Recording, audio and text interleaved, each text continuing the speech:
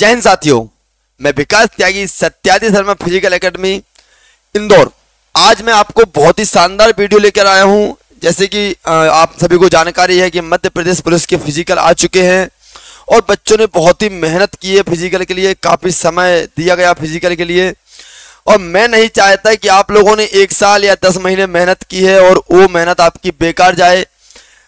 कभी ना हो कि आप कभी किसी डॉक्यूमेंट्स में बाहर निकाल दिए जाए। इसलिए मैं आपको बहुत ही शानदार वीडियो लेकर आया हूं। दोस्तों, इस वीडियो में आपको हर एक समस्या का समाधान मिलेगा।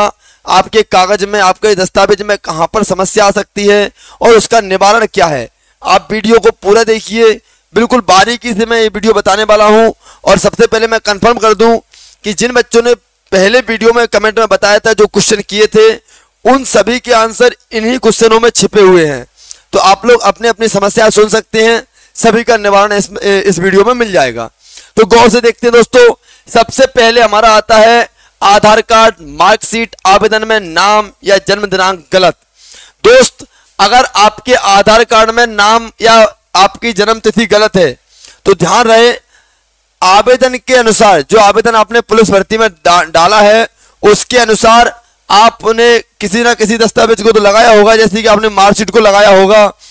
तो अगर आधार कार्ड और आवेदन में मिस्टेक है तो ध्यान रहे दोस्त, मार्कशीट के अनुसार आप अपने आधार कार्ड में चेंजेस करा सकते हैं। तो आधार केंद्र पर जाना, आप उसमें आधार में चेंजेस करा सकते हो, चाहे वो नाम हो या आपकी जन्म तारीख हो। दूसरा पॉइंट आता है, आपके आवेदन में किसी प्रकार की समस्या है।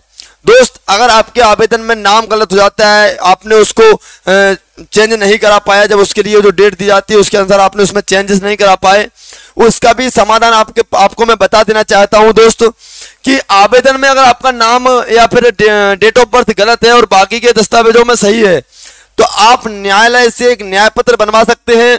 उस न्याय पत्र में आप दर्शा सकते हैं कि हमसे धोखे से या किसी गलती से, किसी एमपी ऑनलाइन की वजह से यहाँ पर मिस्टेक हो गई है, लेकिन हमारे डॉक्यूमेंट बाकायदा पूरी तरह से सही है। वहां से आपको सहमति दे दी जाएगी और वह सहमति आप जब फिजिकल देने जाओ तब लगा सकते हैं। तीसरा पॉइंट आता है मार्कशीट। इसका दोस्त मैं अभी यहां पर बताऊंगा, मार्कशीट का पूरा टॉपिक है ये, वहां पर बताता हूं। अगला आता है रोजगार पंजीयन की समस्या। मेरे साथी, सबसे ज्यादा चेक किया जाएगा तो आपका रोजगार किया जाएगा। मध्य प्रदेश पुलिस में सबसे ज्यादा चेकअप इस चीज का होगा, रोजगार का। तो इसमें मैं आपको बता दूं, सबसे पहले अगर आपका रोजगार एक्सपायर हो चुका है तो आप सबसे पहले उसको बनवा लें, रिन्यू करा लें। अब बहुत से बच्चों की समस्या है कि सर रिन्यू नहीं हो रहा है, तो घबराने की बात नहीं है। आप रोजगार दूसरा बनवा सकते हैं, नया बनवा सकते हैं, और नया बनवाने के साथ पुराने रोजगार को भी आप अपने साथ में ले सकते हैं। कहने का तात्पर्य है कि आप दोनों रोजगार को ले जा सकते हैं। अब बहुत से बच्चों का कमेंट था कि अदर स्टेट वाले रोजगार ले जाएं या न ले जाएं, उसकी समस्या आपको मैं यहां पर बताता हूं अन्य प्रदेश वाले अभ्यर्थियों के लिए। तो अगला सुनते हैं दोस्तों, मूल निवासी में नाम या पते की समस्या। मेरे दोस्त, मूल निवासी में अगर आपका नाम या पता गलत है तो आप अपने आधार कार्ड के अनुसार लोक सेवा केंद्र में जाइए और वहां पर आप अपना चेंजेस करा सकते हैं। और अगर आप आधार केंद्र में भी अगर आप लोक सेवा केंद्र में भी नहीं जाना चाहते या नहीं जा पा रहे हैं, दूर है या फिर कहीं बाहर पढ़ रहे हैं, तो आप एक गूगल पर साइट होती है, वेबसाइट होती है, जिसका नाम है MPE डिस्ट्रिक्ट। वहां पर आप अपने मूल निवासी में संशोधन करा सकते हैं। घबराने की बिल्कुल भी बात नहीं है। आधार कार्ड की प्रतिलिपि लगेगी, वहां पर फोटो लगेगी और फोटो के अनुसार उस आपकी जाति में, मूल निवासी में आपका चेंजेस हो जाएगा। अब अगला आता है EWS की समस्या। यह भी समस्या गंभीर है मेरे दोस्त। बहुत से बच्चों का EWS एक्सपायर हो चुका था, क्योंकि बहुत समय दे दिया फॉर्म भरने के बाद फिजिकल के लिए। तो घबराने की बात नहीं है, आप रिन्यू करा सकते हैं या फिर नया भी बनवा सकते हैं। उन्होंने आपका EWS मांगा है तो आपका EWS होना चाहिए। ऐसे ही उन्होंने जीवित रोजगार मांगा है आपका, तो पंजीयन नंबर अगर अलग होता है तो हो जाने दो, कोई घबराने की बात नहीं है। आप केवल जीवित रोजगार पर ध्यान देना है, ऐसे ही EWS पर ध्यान देना है। आपको EWS बनवा कर ले जाना है। अगला आता है मेरे दोस्त, आय प्रमाण पत्र। बहुत से बच्चों की समस्या है कि सर आय प्रमाण पत्र हमारा लगेगा या पिताजी का लगेगा या माताजी का लगेगा। अगर आपके पिताजी की आय है तो भी चल जाएगी, माताजी की आय है तो भी चल जाएगी। आपकी स्वयं की आय प्रमाण पत्र है तो भी चल जाएगा, घबराने की बिल्कुल बात नहीं है। तीनों लोगों में से किसी की भी आय चल जाएगी। और अगर आपकी आय में किसी प्रकार की मिस्टेक है तो लोक सेवा केंद्र या फिर एमपी डिस्ट्रिक्ट पर आप उसको कंप्लीट कर सकते हैं, उसका संशोधन करा सकते हैं। घबराना बिल्कुल भी नहीं है, बड़ा आसान है इन नामों को चेंजेस कराना। अगला आता है दोस्त मार्कशीट।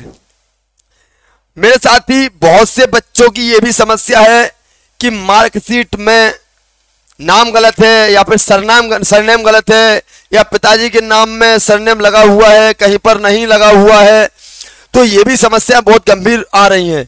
मेरे दोस्त, अगर आपकी मार्कशीट में या 10वीं में या 12वीं में किसी भी प्रकार की मिस्टेक है तो आप अभी बिल्कुल भी आवेदन न भरें। और उसको सुधारने के लिए सबसे पहले आप आवेदन जो न्याय पत्र से बनता है, उस न्याय पत्र से आप न्याय पत्र बनवाइए, उस पर दर्शाइए कि हमारी मार्कशीट में ये समस्या है, और उसको वो बाकी के कागजों में हमारे में वो आधार कार्ड वगैरह लगेगा, बाकी के दस्तावेज लगेंगे। आप पहले न्यायालय जाइए, वहां पर किसी वकील से संपर्क कीजिए, वो आपको भली भांति बता देगा कि ये कागज लगेंगे।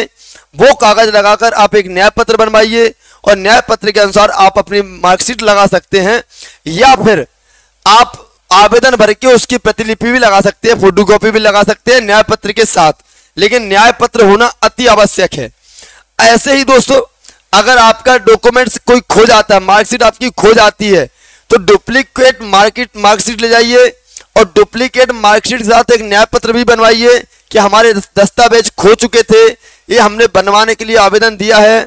जब तक हमारे डॉक्यूमेंट्स डुप्लीकेट हैं तो आप न्याय पत्र वहां से जो न्यायालय है वहां से सहमति दे देगा, तो आप भली भांति फिजिकल दे सकते हैं और पास हो सकते हैं। अब अगला आता है अन्य प्रदेश के अभ्यर्थियों के दस्तावेज की समस्या। मेरे साथी बहुत से बच्चों को कंफ्यूजन है। सबसे पहला कंफ्यूजन, सर मुझे रोजगार ले जाना है या नहीं ले जाना है।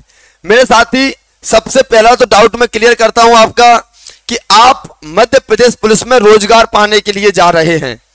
अगर आप रोजगार पाने के लिए जा रहे हैं तो रोजगार बनवाना आपको अति आवश्यक है।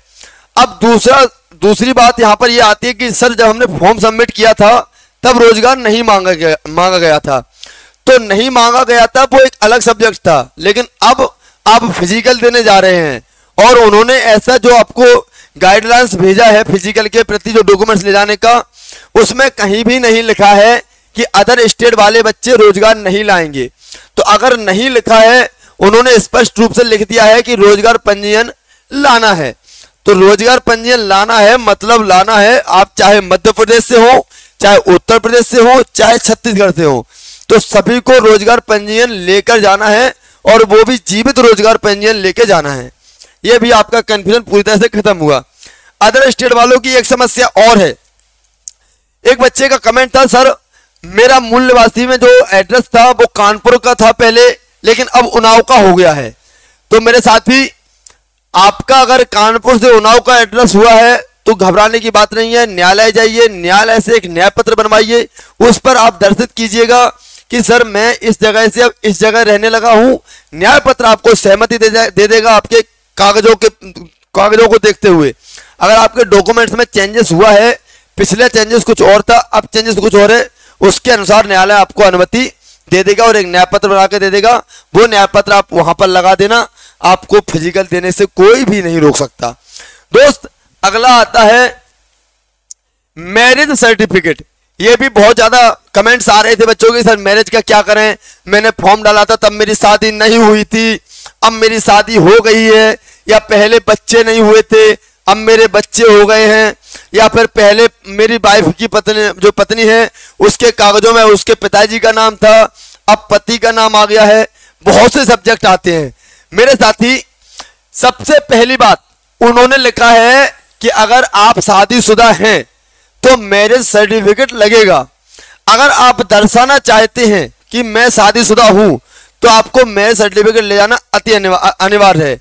लेकिन लीगल यही होगा कि आप मैरिज, अगर आपकी शादी हो चुकी है तो मैरिज सर्टिफिकेट ले जाना होगा, चाहे आपने फॉर्म में हाँ भरा हो चाहे ना भरा हो। अगर वो मांगते हैं, जैसे मान लो आपने ना भरा है और उन्होंने नहीं मांगा, या फिर वहां पर पूछ दिया जाता है कि आपकी शादी तो नहीं हो गई इतने समय अंतराल में, तो अगर हो गई है तो आप वहां पर लगा देना, क्योंकि जैसे फौज में तो इसका जो फॉर्म होता है, लास्ट फॉर्म जो भरा जाता है उसके अनुसार पूरी आपकी नौकरी तय की जाएगी, वो अल्फा 2 फॉर्म होता है। पुलिस में भी ऐसा ही फॉर्म होता है, फिजिकल के तदुपरांत यही फॉर्म भरा जाता है, तो उसमें कोई मिस्टेक ना हो इसलिए ऐसा होता है। तो अगर आप शादीशुदा हो चुके हैं तो मैरिज सर्टिफिकेट लेकर जाना है, चाहे आपने डॉक्यूमेंट्स में हाँ किया हो या ना किया हो। अगर ना किया है और शादी हो चुकी है तो लेके जाइए, हाँ किया है और शादी हो चुकी है तो भी लेके जाइए। दूसरा पॉइंट, फॉर्म भरने से पहले आपको बच्चा नहीं था, अब बच्चा हो गया है तो बच्चे का जन्म प्रमाण पत्र जरूर ले जाइए, और नहीं है तो कोई बात ही नहीं आती है। एक बच्चा है तो एक का ले जाइए, 2 बच्चा है तो 2 का ले जाइए। बहुत से बच्चों की समस्या है कि सर पहले 1 बच्चा था अब 2 हो गए, चाहे 2 हो गए हो चाहे 3 हो गए हो, अगर 2 हुए हैं तो दोनों के ले जाइए और 3 के मान नहीं की जाएंगे, शायद जहां तक है वहां तक। अगला आता है जाति प्रमाण पत्र की समस्या। ये भी बहुत बड़ी समस्या है, बहुत से बच्चे यहाँ कंफ्यूजन में हैं कि सर ईडब्ल्यूएस की जाति लगेगी क्या?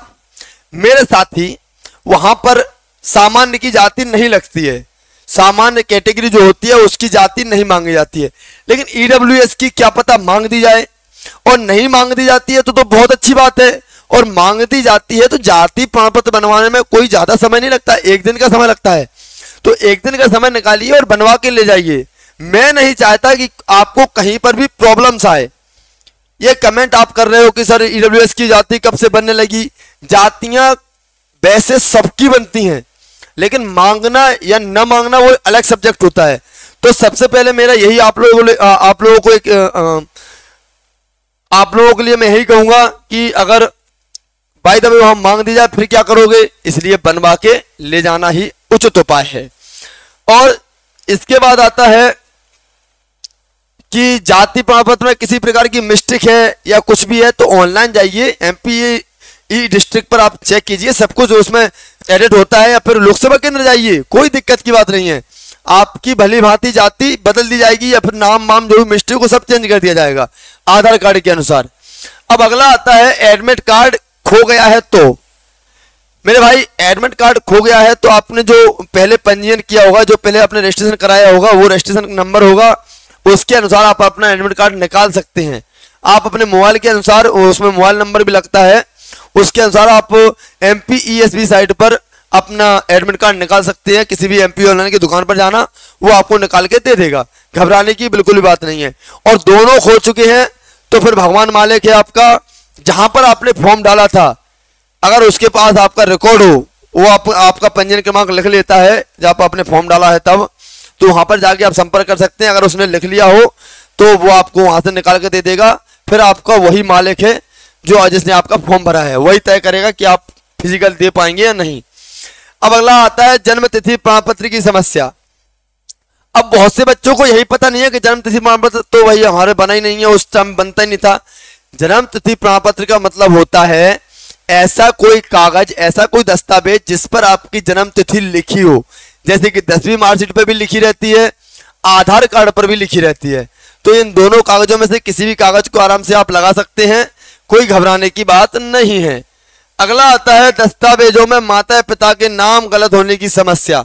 मैंने ऊपर भली भांति बता दिया है, मार्कशीट में गलत होता है तो आप एक नया पत्र बनवाइए, जाति में होता है तो आप लोक सेवा केंद्र से चेंज कराइए, मूल निवासी में होता है तो भी लोक सेवा केंद्र से चेंज कराइए, और आय में होता है तब भी आप लोक सेवा केंद्र से चेंज करा सकते हैं।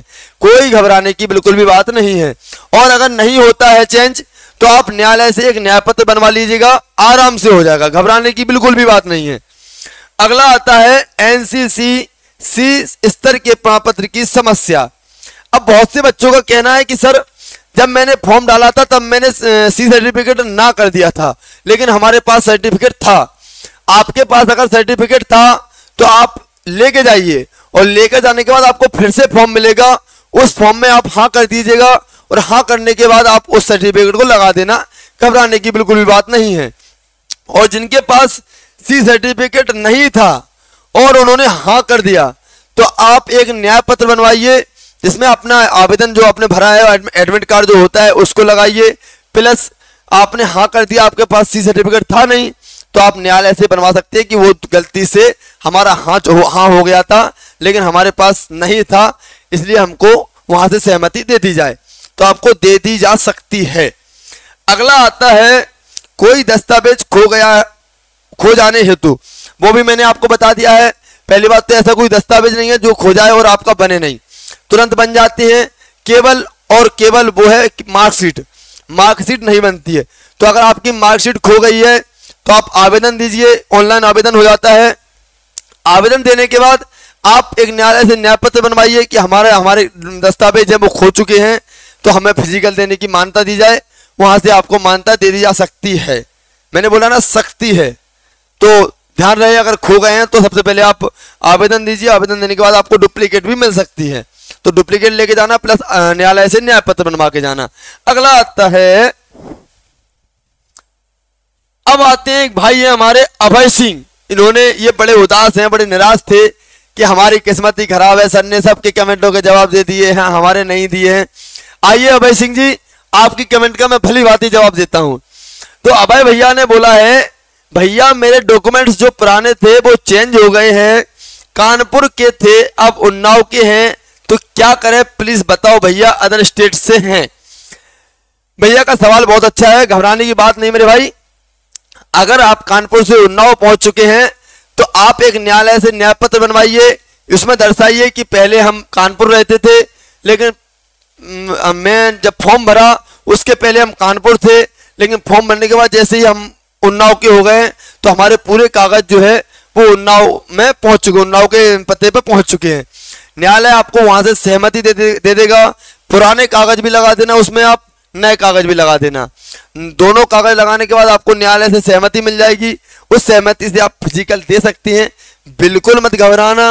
और आप अदर स्टेट से हैं तो रोजगार जरूर लेकर जाना, गलती बिल्कुल मत करना। ये तो दोस्तों ये तो था हमारा आज का वीडियो।